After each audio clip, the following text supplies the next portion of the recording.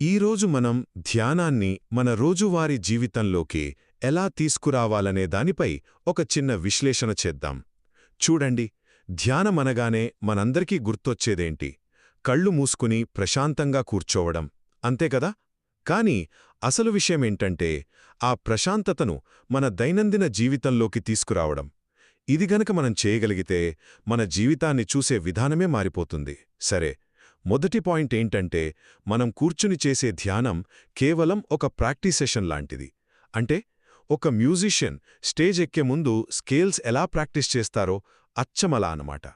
మన అసలు ప్రదర్శన మన జీవితం. ఆ ఏకాగ్రతను, ఆ ప్రశాంతతను అక్కడ వాడాలి. ఇక రెండవది, ధ్యానమంటే కేవలం రిలాక్స్ అవ్వడం కాదు. దాని అసలు లక్ష్యం మనల్ని మనం మార్చుకోవడం. మీరు గిన్నెలు కడుగుతున్నా సరే, నడుస్తున్నా సరే, మీ మనసు దానంతటదే ప్రశాంతంగా ఉండటం మొదలైందా? అప్పుడు మీరు సరైన దారిలో ఉన్నట్టు లెక్క.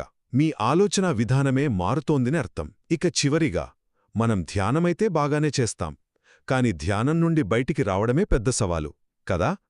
ఈ మార్పుని కొంచెం సులభం చేసుకోవడానికి ఒక చిన్న చిట్కా.